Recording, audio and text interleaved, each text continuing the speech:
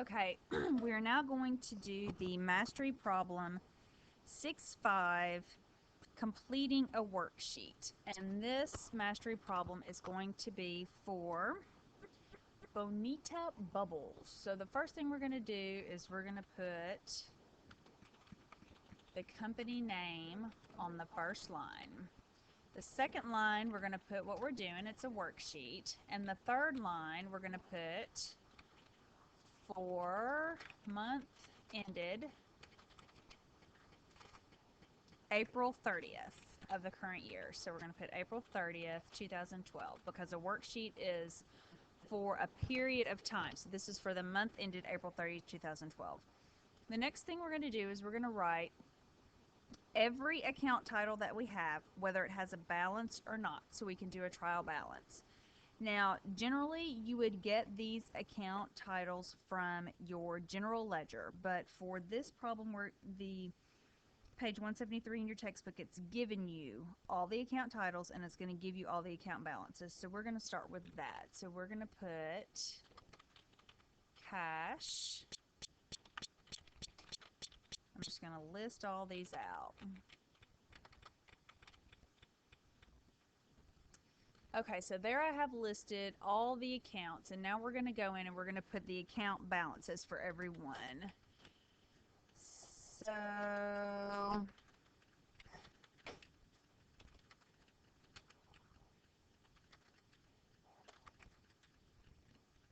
and we're going to put the account balances for these accounts, whether they have, we've listed the accounts whether they have an account balance or not.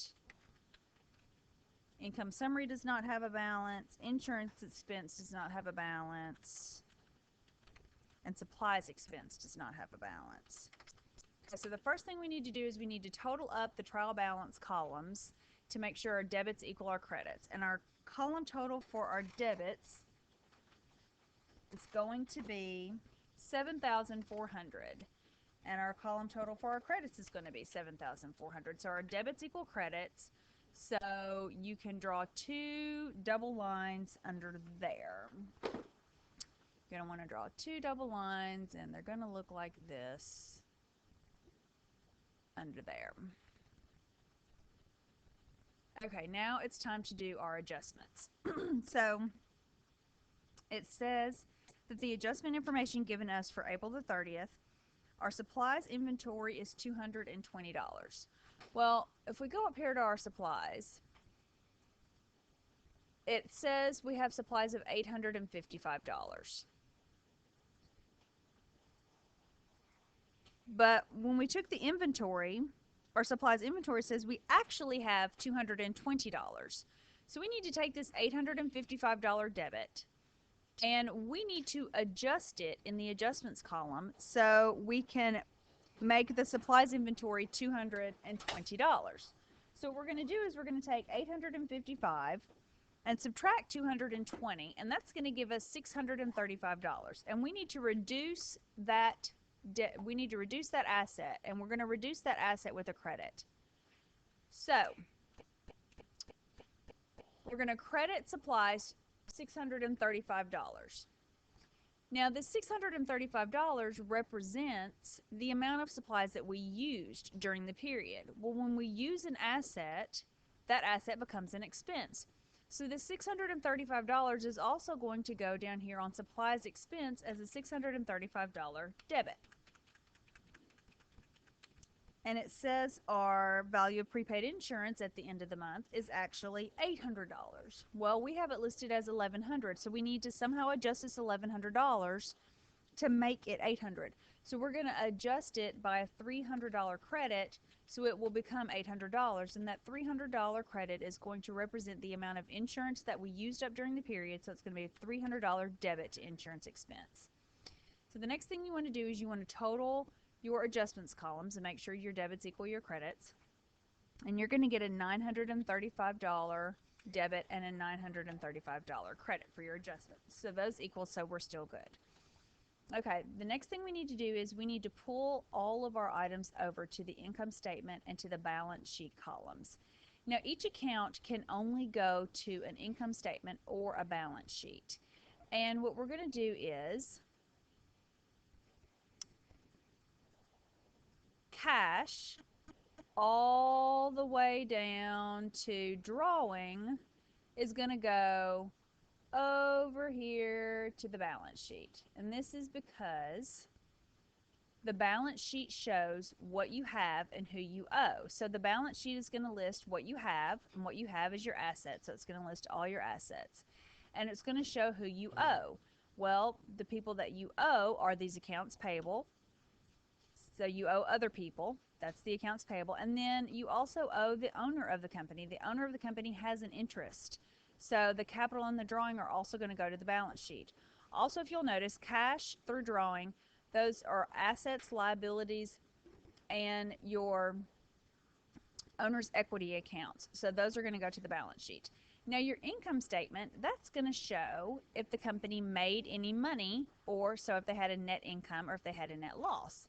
Now the way we're going to determine whether or not we have a net income or a net loss is the first thing we're going to do is we're going to look at this sales. Sales is how much money you made throughout the period. So our income summary all the way down, all our expenses, that's going to go to the income statement columns. So we're going to look at our sales and we're going to look at all of our expenses. And if our sales are more than our expenses, that's good. We had a net income. But if our expenses are more than our sales, then we had a net loss.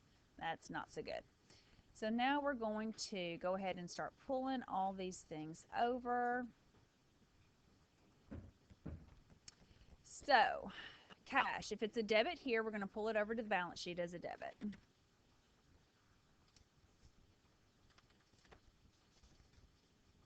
Let me get this back on there.